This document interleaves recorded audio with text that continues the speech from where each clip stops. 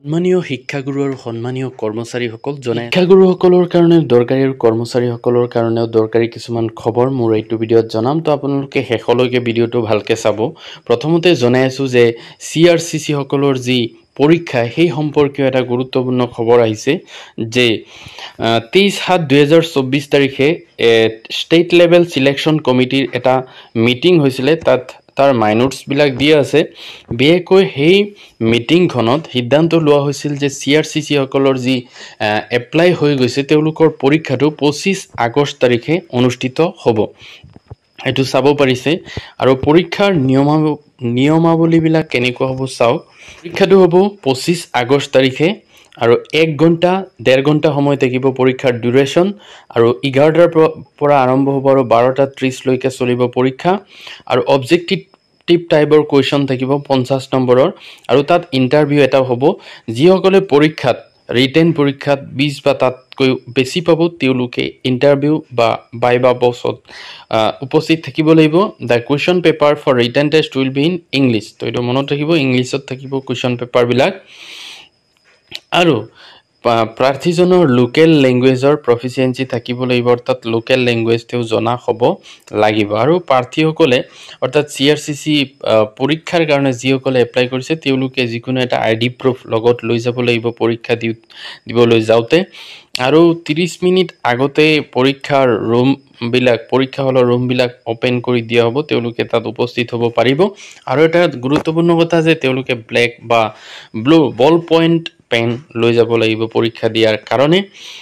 তো এইখিনি বিশেষকৈ দৰকাৰী পৰীক্ষাৰ সম্পৰ্কীয় এইখিনি কথাই লিখা আছে CRCC সকলৰ যি ইণ্টাৰভিউ হ'ব সেইটো সাধাৰণতে এই 50 নম্বৰৰ হ'ব। আৰু কি বিষয় থাকিব চাওক। অভাৰঅল পাৰ্চনেলিটিৰ ওপৰত 10 মাৰ্কছ থাকিব, কণ্টেণ্ট নলেজত 5 মাৰ্কছ আৰু পেডাগজিকেল এপ্ৰ'চত টিচিং স্কিলছত থাকিব 10 মাৰ্কছ আৰু knowledge of contemporary interventions under NEP 2020 15 marks থাকিব আৰু লেংগুৱেজ প্ৰফিচিয়েঞ্চিত 10 মাৰ্কছ থাকিব। এনেকৈ 50 মাৰ্কছ থাকিব তেওঁলোকৰ ইণ্টাৰভিউত।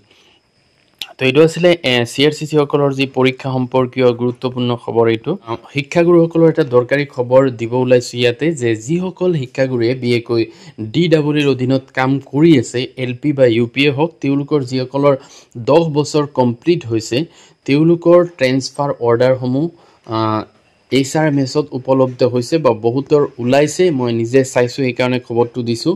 গতিকে যিসকলে 10 ইয়াৰ্ছ কমপ্লিট হোৱা LP বা UP স্কুলৰ টিচাৰ আৰু ছিংগল ট্ৰেন্সফাৰৰ এপ্লাই কৰি থৈছে আপোনালোকে HRMS পৰ্টেলটো খুলি পেলাই আগৰ ভিডিঅ' এটাতো এনেকৈ কৈছিলোঁ, এই জাননীটো দিছিলোঁ। তো গতিকে সন্মানীয় কৰ্মচাৰীসকলে চাব পাৰে যে এইটো বাতৰি কাকততো প্ৰকাশ পাইছে। তো তাতে কি দিছে চাওক যে 15 আগষ্ট সময়সীমা, ফিনাছামত তথ্য আপলোড নকৰিলে বন্ধ হ'ব কৰ্মচাৰীৰ দৰমহা।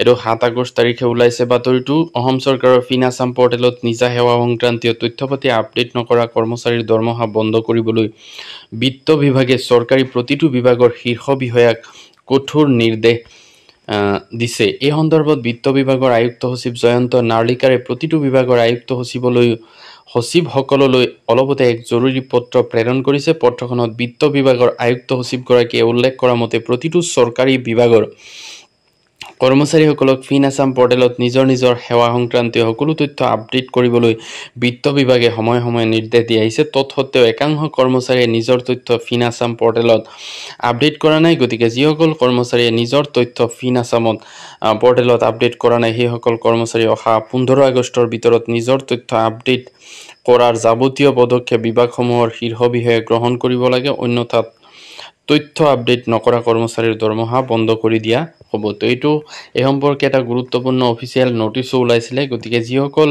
কৰ্মচাৰী এতিয়ালৈকে ফিনাছামত তেওঁলোকৰ ছেল্ফ ছাৰ্ভিচ ডাটা আপডেট দিয়া নাই তেওঁলোকে অনতিপলমে দি দিব, নহ'লে আগষ্ট মাহৰ যি দৰমহা সেইটো হয়তো ৰখাই দিয়া হ'ব পাৰে। তো ভিডিঅ'টো যদি ভাল লাগে লাইক এটা কৰি দিব আৰু মোৰ চেনেলটো ছাবস্ক্ৰাইব কৰি থ'ব। Thank U.